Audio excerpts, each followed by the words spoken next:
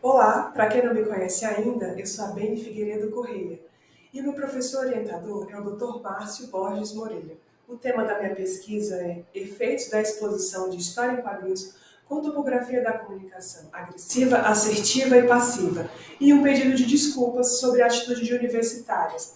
Começando pela introdução, é importante informar que a topografia da comunicação se refere à forma como o comportamento ele é caracterizado. Então, temos a forma agressiva, assertiva e passiva. Na comunicação agressiva, tem como aspectos o fato do emissor sentir-se superior, ele traz áreas aí de dominação, ele valoriza-se às custas do outro, e tudo isso gera desconforto nas relações. Agora, com relação à comunicação assertiva, trata-se de um comportamento adequado diante de situações indesejáveis e até mesmo aversivas. O emissor desse comportamento assertivo ele é capaz de promover a defesa de seus direitos pessoais de maneira respeitosa. E a assertividade é uma habilidade que pode ser aperfeiçoada e conversa muito bem com a comunicação não violenta. As pesquisas mostram que, a bibliografia, na verdade, que a assertividade gera impactos positivos tanto no nível pessoal quanto no nível interpessoal. Há diversos estudos relacionando a qualidade da comunicação com melhoras no desempenho em termos de autoestima, saúde e papéis sociais. Por outro lado, a comunicação passiva, o indivíduo ele nega a si, ele submete-se com frequência a decisões alheias, a uma inibição, e por conta disso, dificuldade de atingir o que ele deseja, o que ele quer. Com relação ao pedido de desculpas, trata-se de um meio em que o locutor busca fazer com que seu destinatário lhe otorgue o perdão por uma ofensa que ele é, de alguma forma, o responsável. Em observações gerais, tem-se que o comportamento assertivo eventualmente pode ser confundido com grosseria. Por outro lado, o comportamento passivo ele tende a ser sinalizado como algo esperado. E o pedido de desculpas tem a tendência de gerar repercussões atenuantes. Agora, passamos para o conceito de atitude, que dentro da abordagem do comportamento é entendida como uma avaliação pessoal. A pessoa pode avaliar outras pessoas, eventos, objetos. Trata-se de um comportamento de juízo de valor, seja ele externalizado ou internalizado, e guarda relação com antecedentes. Qual a importância, uma das importâncias? De acordo com Misael et al., traz implicações na seleção de respostas futuras que vai aumentar ou diminuir a ocorrência. Uma contribuição importante é a compreensão do mecanismo de surgimento e da alteração das atitudes. E falando em alteração de atitudes, apresento aqui os clássicos das histórias em quadrinhos. As histórias em quadrinhos ela têm o potencial de mostrar, ajudar as pesquisas a investigar melhor essas mudanças no comportamento. E as pesquisas prévias, elas mostram, no geral, a influência da narrativa na mudança do comportamento. O experimento 1, por exemplo, em Moreira et al. 2022, conduzida por Rabelo, investigou os efeitos de uma história em quadrinho sobre o comportamento dos participantes, que foram no total de 7, e a história em quadrinhos envolvia cenas com questões raciais. Para medir a mudança de atitude, utilizou-se da escala de diferencial semântico. Os resultados mostraram que a história em quadrinho gerou mudança na atitude dos participantes com relação aos personagens fictícios. Agora, com relação à justificativa dessa pesquisa, ao objeto dessa apresentação, trata-se da importância desses assuntos, somada à ausência de estudos que investigam os efeitos da topografia da comunicação e o pedido de desculpas. O primeiro objetivo foi investigar os efeitos da exposição de história em quadrinhos com conteúdos relacionados à topografia da comunicação e um pedido de desculpas sobre a atitude das participantes. O segundo objetivo foi relacionar o grau de assertividade das participantes com o resultado de suas avaliações a respeito das personagens na história em quadrinho. Avançando para o método, participaram da pesquisa 3 estudantes universitários do curso de Psicologia, na faixa etária de 19 a 45 anos de idade. A pesquisa passou pelos procedimentos éticos e o delineamento foi de sujeito único no formato pré-teste e pós-teste. Opa, voltei. O local utilizou-se a plataforma do Google Meet e ocorreu de forma online. materiais, contou com a utilização de 2 computadores, um celular para utilização da função cronômetro. E a pesquisa precisou aí de quatro instrumentos. O primeiro, o formulário TSLE, em que trazia aspectos do tipo da pesquisa, instituição, entre outros dados.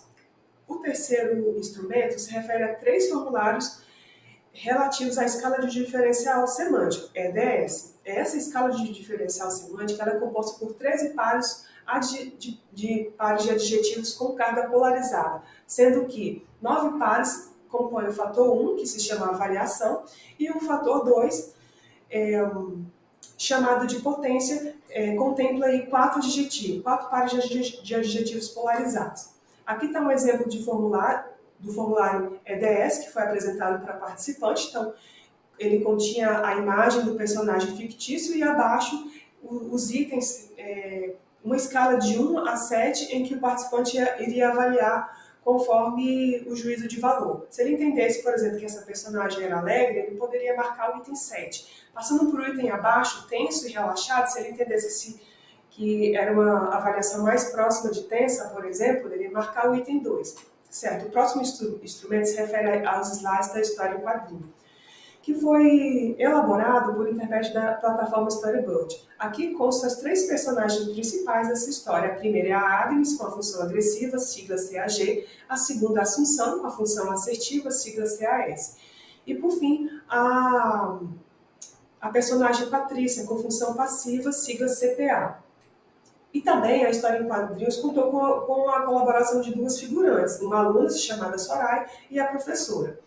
Agora, partindo para o contexto do enredo dessa história em quadrinho. O ambiente em que elas estavam era um ambiente universitário e já havia, desde então, uma ordem prévia na apresentação dos trabalhos finais da faculdade. E acontece que no dia da apresentação, todas desejavam ir embora mais cedo, em razão de eventos, compromissos pessoais. Um estímulo provocador é o fato de que a personagem Soraya, que seria a última na apresentação, ela faz um pedido solicitando que seja a primeira. A partir daí se desenvolve a cena 2, em que a personagem com função agressiva exerce esse papel e assim sucessivamente. A CAG, a função assertiva, e CPA, a função passiva.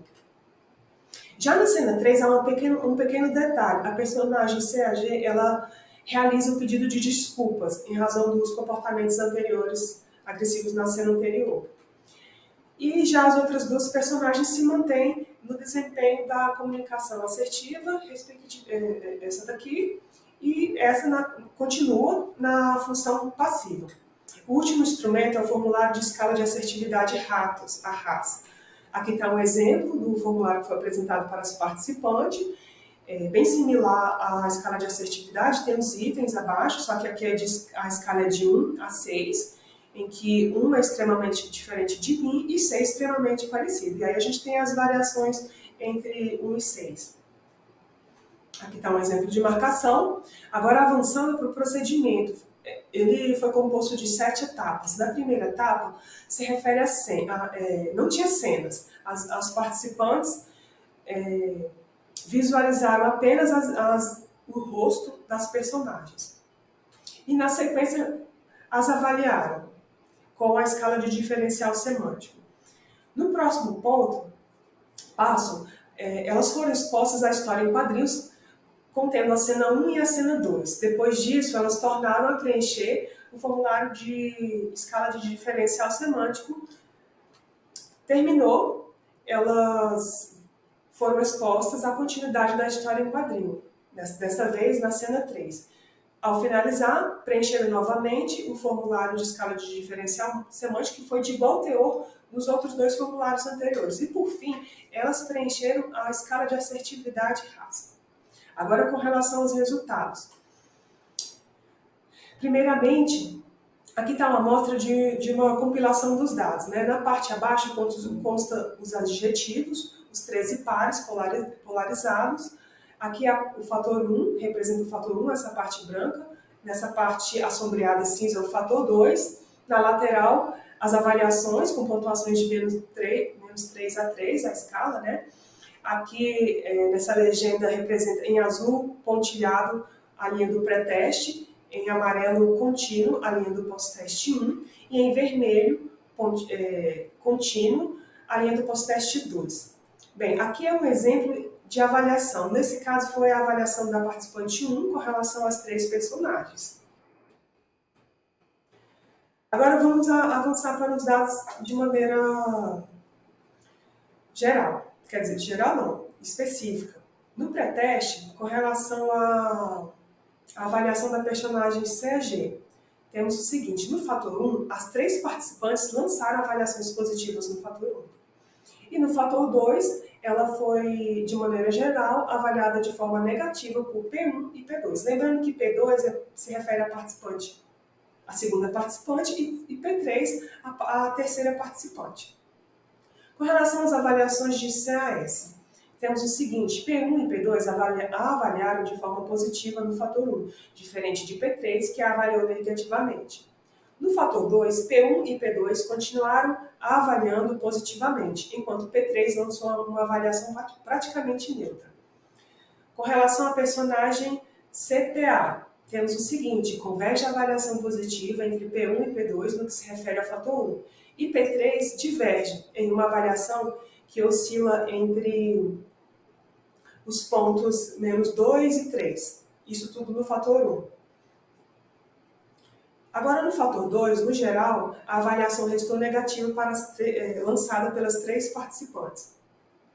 No pós-teste 1, com relação ao participante na função agressiva, temos o seguinte: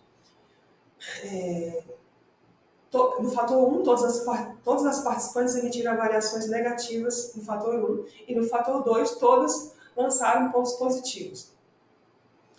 Com relação ao personagem CAS, temos o seguinte: todas as participantes a avaliaram positivamente, com pontuações variando entre 1 e 3.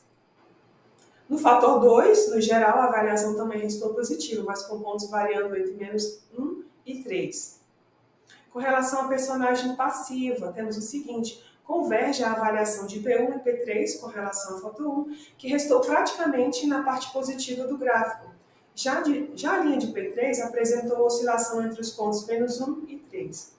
No fator 2, no geral, as avaliações sofreram uma queda na linha do gráfico.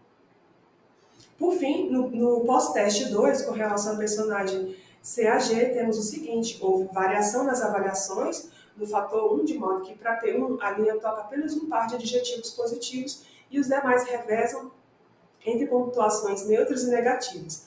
Para P2, a avaliação restou predominantemente negativa.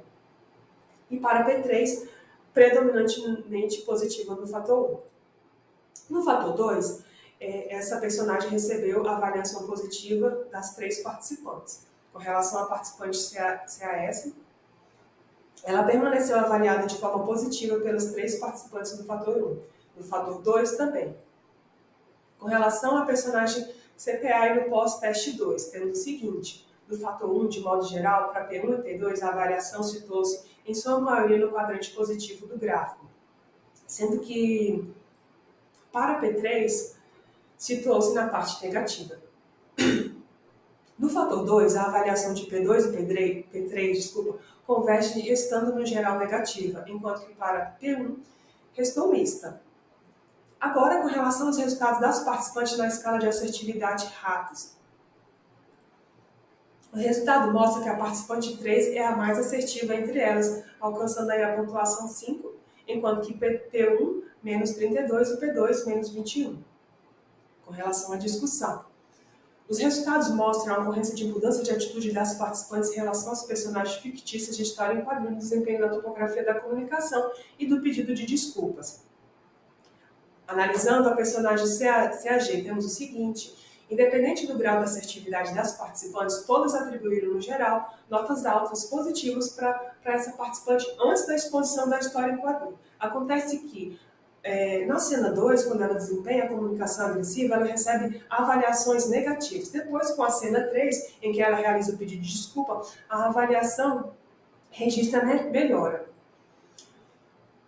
Os adjetivos também encontrados nessa pesquisa atribuídos para personagem com a função agressiva, como por exemplo dominante e desagradável, corroboram com a literatura, a qual aponta para características similares para a forma agressiva, como superioridade e dominação.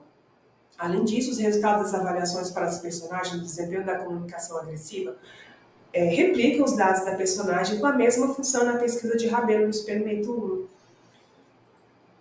Sobre o pedido de desculpas após o comportamento agressivo, os dados apontam potencial de mudança de atitude, melhora na avaliação da emissora do comportamento. Isso converge com o efeito atenuante apontado na literatura. Partindo agora para a personagem CAS, temos o seguinte: se elas estivessem todas participando de uma competição, ela seria a ganhadora do Oscar. Porque após a leitura da história em quadrinho, independente do grau de assertividade das participantes, todos a avaliaram de modo positivo. Então, na comunicação assertiva, a pesquisa ela mostra a persistência dessa avaliação, a persistência da avaliação positiva, né? O que está de acordo com a literatura que sinaliza pela valorização desse comportamento. Por fim, com relação à personagem CPA, temos o seguinte: no geral, o fato dela permanecer atuando no papel passivo gerou uma avaliação com depreciação. Ou seja, refletiu decréscimo aí nas pontuações. O outro detalhe é que a participante P3, que é a com mais pontuação na escala rasa de assertividade, foi quem menos tolerou essa personagem. Esse tipo de comportamento, na verdade, né, no final do experimento. De modo que a avaliação negativa atribuída por essa participante P3 se aproxima da avaliação que ela fez da personagem agressiva, na cena 2. P1 e P2, as menos assertivas, foram mais complacentes na avaliação dessa personagem, de modo que suas avaliações foram, no geral, positivas. Cogita-se o fato, né, dessa diferença de um lado P1 e P2, cogita-se que se justifica pelo ciclo de vida. P1 e P2 estariam como jovens adultos, de um lado, e P3 como adulto intermediário. Além disso, segundo Pascal, o comportamento assertivo sofre influências multifatoriais, dentre elas a questão dos valores dos grupos. E agora, com relação à pesquisa futura, dentre as sugestões, destaca-se a elaboração de um questionário com perguntas abertas e fechadas ao final da participação, em busca de mapear detalhes que façam diferença nesse tipo de experimento. Por exemplo, para compreender o motivo pelo qual, no pré-teste, CAS, que é a personagem assertiva, foi avaliada negativamente por P3. Contudo, com a exposição da história no quadrinho, a avaliação tornou-se totalmente positiva. Um outro ponto é que, pela possibilidade dos detalhes que envolvem temas socialmente sensíveis, o questionário pode captar melhor a espontaneidade do participante, mostrando-se menos intimidador no que se refere à realização de perguntas diretas por parte do pesquisador e poderá, inclusive, gerar viés de desejabilidade social e prejuízo aos detalhes importantes. E por aqui eu finalizo a apresentação e fico os meus agradecimentos pela atenção.